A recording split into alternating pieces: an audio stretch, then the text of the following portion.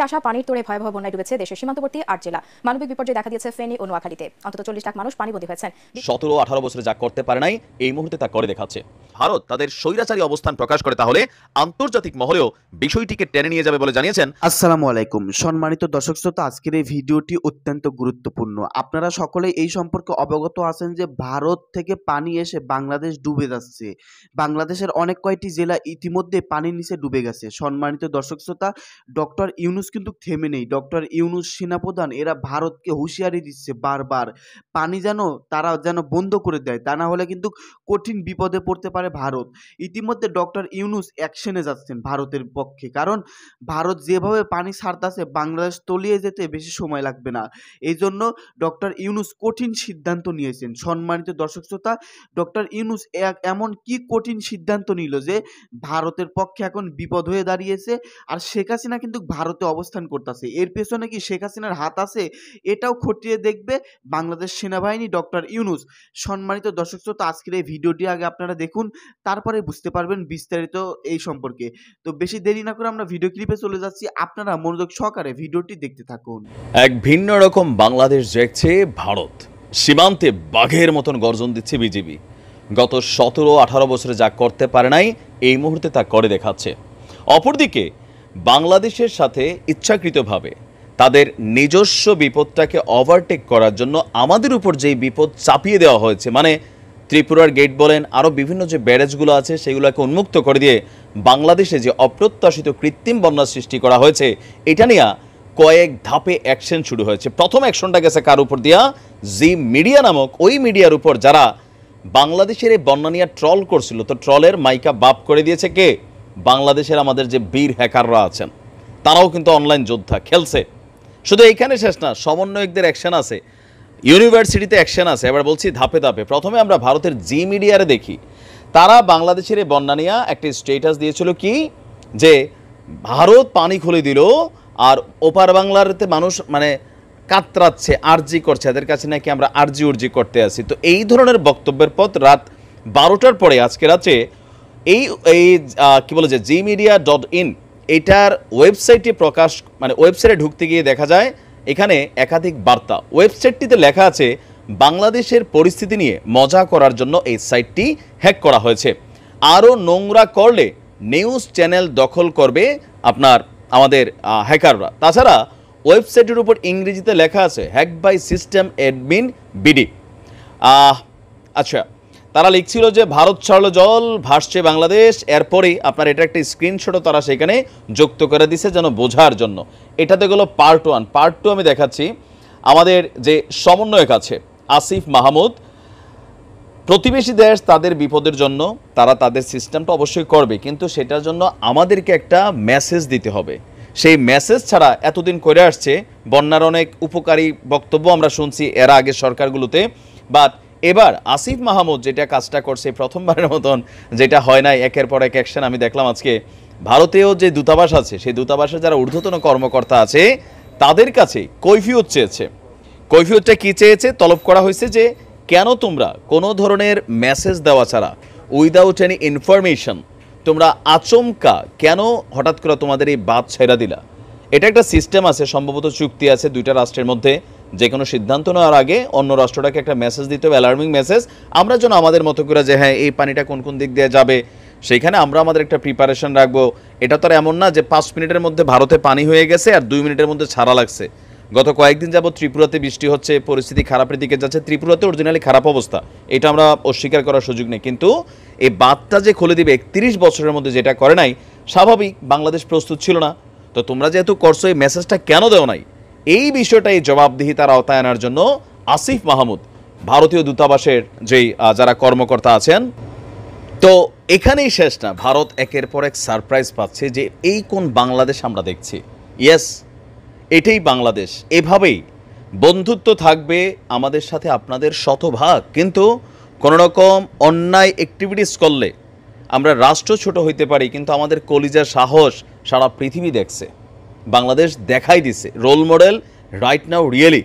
তো এখানে শেষ না, ভারতের এই পানির ইস্যু নিয়ে বাংলাদেশের বিভিন্ন ইউনিভার্সিটিতে আমাদের ছাত্র সমন্বয়ক যারা আছেন তারা কিন্তু এটা নিয়ে ব্যাপক প্রতিবাদ করেছেন, মিছিল হয়েছে, শহরে শহরে প্রতিবাদ হচ্ছে, সোশ্যাল মিডিয়া প্ল্যাটফর্মেও ভারতের বিরুদ্ধেই একটা অবস্থান তৈরি হয়েছে। দেখেন, ভারত যে পানিটা দিছে এটা তাদের প্রয়োজন ছিল তাদের দেশ বাঁচানোর জন্য, কিন্তু সিস্টেমটা রং।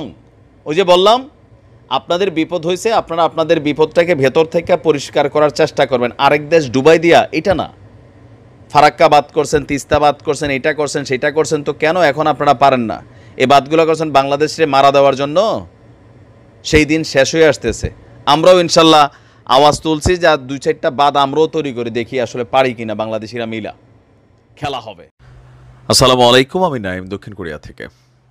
প্রথমেই সারা বাংলাদেশের জন্য দোয়া, আল্লাহ যেন আমাদেরকে এই পরিস্থিতি থেকে হেফাজত করে। আপনারা সবাই সচেতন থাকবেন, যার যতটুকু এবিলিটি আছে বন্যার্ত মানুষদের পাশে আপনারা দাঁড়াবেন, নিজ নিজ এলাকার মানুষদের পাশে অবশ্যই দাঁড়াবেন। তো এই মুহূর্তে বন্যার পরিস্থিতির পাশাপাশি আপকামিং যে ঘটনাগুলো ঘটতে যাচ্ছে সেটার প্রথম শক্ত অবস্থান দেখলাম আমরা এত বছর পর। যে কাজগুলো আমাদের অতীতের রাজনৈতিক সরকারগুলো করতে পারে নাই, অন্তর্বর্তী সরকারের যিনি একজন উপদেষ্টা আছেন তিনি সেই কাজের দিকে আবার মনোযোগ দিয়েছেন। মানে বাংলাদেশ সরকার এবার এই ইস্যুটাতে শক্ত অবস্থান প্রকাশ করছে। বাংলাদেশের পরিবেশ এবং জল উপদেষ্টা যিনি আছেন তার অবস্থানটা কি জানাচ্ছি। ডক্টর ইউনূসের সরকারের তিস্তা চুক্তি দীর্ঘদিন যাবত এগুলো শুনছি, খালি ভারত বাংলাদেশের মধ্যে এত ভালো সম্পর্ক, বৌজামাই সম্পর্ক, এটা সম্পর্ক সেটা সম্পর্কে, কিন্তু ভারত খালি আমাদেরকে মারা দিয়েই গেছে, নিয়ে গেছে, দেওয়ার জন্য কিন্তু কিছুই ওই রকম দেয়নি। তো এবার আমাদের অধিকারটা আদায় করার টাইম এসেছে, আর এটা আমি আপনি বইরা তো কাজ হবে না, যারা বলার তারাই বলা শুরু করছে। তিস্তা সহ যে নদীগুলো বইছে ভারত এবং বাংলাদেশের মধ্য দিয়ে, সেই সবগুলোর উপর নিজেদের অধিকার কায়েম করার ঘোষণা দিয়েছে বাংলাদেশের অন্তর্বর্তীকালীন সরকার। এ বিষয়ে ভারত সরকারের সঙ্গে কথা বলার ঘোষণা তো আসলোই। প্রয়োজনে যদি ভারত তাদের স্বৈরাচারী অবস্থান প্রকাশ করে তাহলে আন্তর্জাতিক মহলেও বিষয়টিকে টেনে নিয়ে যাবে বলে জানিয়েছেন বাংলাদেশের অন্তর্বর্তীকালীন সরকারের পরিবেশ এবং জল উপদেষ্টা সৈয়দা রিজওয়ানা হাসান। এর আগে আওয়ামী লীগ সরকার ক্ষমতায় থাকার সময় ভারত এবং বাংলাদেশ সরকারের মধ্যে তিস্তার জল নিয়ে ইতিবাচক আলোচনা হয়েছিল। গত জুন মাসে সেই সফরের পর ভারতের বিদেশ মন্ত্রক জানিয়েছিল পানি বন্টনের বিষয়ে আলোচনার বদলে তিস্তা নদী সংস্কারের বিষয়ে কথা হয়েছিল। ঠিক হয়েছিল ভারত থেকে একটি বিশেষজ্ঞ দল বাংলাদেশে গিয়ে সমীক্ষা চালাবে, তাদের রিপোর্ট অনুযায়ী ভারত বাংলাদেশ মিলে পরবর্তী পদক্ষেপ নেবে। তবে তারপর থেকে পরিস্থিতি অনেকটা পাল্টে গিয়েছে। বাংলাদেশে ক্ষমতার পালাবদলের পর এবার তিস্তা নিয়ে এর আগের আলোচনার কোনো মূল্য নেই আশঙ্কা করা হচ্ছে। আর আমাদের বাংলাদেশের পক্ষ থেকে ওই চুক্তিগুলোতে অনেক ধরনের ফাঁকফোকর ছিল, পলিটিক্যাল অ্যাডভান্টেজ নেওয়ার জন্য যে ফাঁকফোকর ক্রিয়েট করা হয়েছিল, সেখানে বাংলাদেশ এবার নিজেদের যেই দেনা পাওনা বা এই চুক্তিগুলোকে খতিয়ে দেখার বিষয়ে কিন্তু শক্ত অবস্থানে যাচ্ছে। আমাদের বাংলাদেশের পরিবেশ এবং জল উপদেষ্টা বলছেন, মমতা যেভাবে পশ্চিমবঙ্গের মুখ্যমন্ত্রী যেভাবে নিজের দেশের মানুষের কথা চিন্তা করছেন, তিস্তা প্রকল্প নিয়ে এবার আমরাও আমাদের মানুষের কথা ভেবে পরবর্তী সিদ্ধান্ত নিব।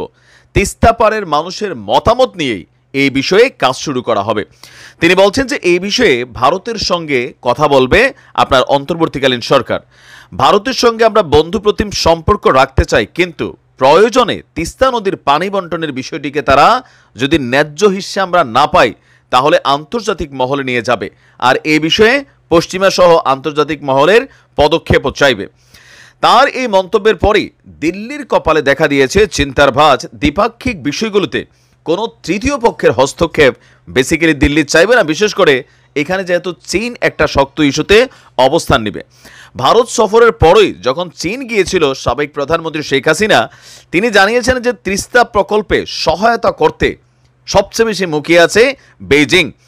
তবে তিনি চান এই কাজটা ভারতই করুক। বাংলাদেশের নয়া জমানায় তিস্তা প্রকল্পে চীন যদি নাক গলায় তাহলে তা ভারতের জন্য হয়ে উঠবে টেনশনের বিষয়।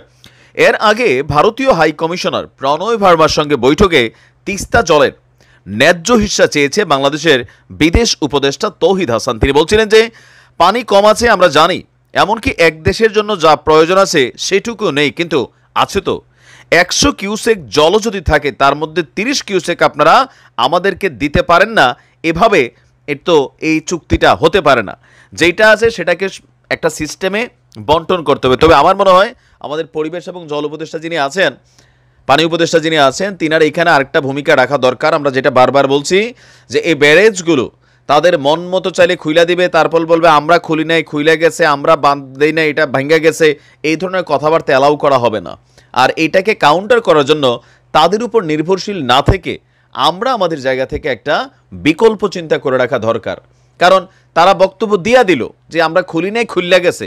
এখন এই খুললা যাওয়ার খেলাতে তো আমরা বাটে বইরা গেছি। সুতরাং আমাদের জায়গা থেকে আমাদের প্রোটেকশনটা কি? আমাদের প্রোটেকশনটা আমাদেরকে রাখতে হবে। যদি তারা খোলে নাই, খুললেও যায়, খোলা পানি আমাদের এখান পর্যন্ত আসার পরে এটা আবার রিভার্স হয়ে তাদের দিকেই যাবে, সেই জায়গাটা নেওয়া দরকার। তারা যদি আবার পরবর্তী সময় তারা আমাদেরটা থেকে বড় বানায়, আমরা আরও বড় বানাবো, এই খেলা দরকার আছে। ফাইনালি একটা জায়গায় এরা আসতে বাধ্য হবে, কারণ ভাই নিচে যে যা খুশি তা কর্ম, আমাদেরকে তো আর ওইটা নিয়ে কেউ প্রশ্ন করে না, তাই না? তবে এবার প্রেক্ষাপটটা বদলে যাচ্ছে। বন্ধুত্বের জায়গাটা শতভাগ চাই ভারতের সাথে। তবে যখন আমাদের এখানে অধিকার ভিত্তিক ইস্যুগুলো থাকবে, বিশেষ করে সীমান্তে বিজিবি বিএসএফ এই জায়গাতে যে খেলা চলতেছিল সেখানে সমতা আসতে হবে।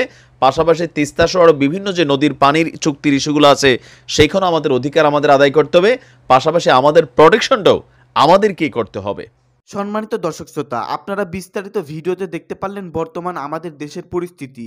আমাদের দেশ কিন্তু এমনিই বিপদের মধ্যে রয়েছে। শেখ হাসিনা পদত্যাগ করে দেউলিয়া করে ভারতে অবস্থান করতেছে, এমনিই বাংলাদেশ দেউলিয়ার পথে। এখন যে ভারত বাংলাদেশে পানি ছাড়তাছে, বাংলাদেশ এখন কোথায় যাবে? আমরা কি আজীবন ভারতের কাছে মাথা নত করে থাকবো, নাকি ডক্টর ইউনূস এবার বাংলাদেশকে পরিবর্তন করবে? দর্শক শ্রোতা, আমরা গোপন সূত্রে জানতে পেরেছি ডক্টর ইউনূস ইতিমধ্যেই অ্যাকশনে যাচ্ছে ভারতের বিপক্ষে। কারণ ভারতের কাছে আর মাথা নত করা হবে না। ভারত কিছুদিন পরপরই বাংলাদেশে পানি ছাড়বে, আর বাংলাদেশ ক্ষতি হবে, বাংলাদেশের জনগণ না খেয়ে মারা যাবে, এমন আর হবে না। খুব শীঘ্রই আমরা এর ব্যতিক্রম কিছু দেখতে পারবো, কঠিন সিদ্ধান্ত দেখতে পারবো বাংলাদেশ সেনাবাহিনী এবং ডক্টর ইউনূস। যাই হোক, এই সম্পর্কে বিস্তারিত আপনারা দেখতে পারলেন। এই সম্পর্কে আপনাদের কোনো ব্যক্তিগত মতামত থাকলে ভিডিওর কমেন্ট বক্সে অবশ্যই জানিয়ে দিবেন। ধন্যবাদ আজকের এই ভিডিওর সঙ্গে থাকার জন্য।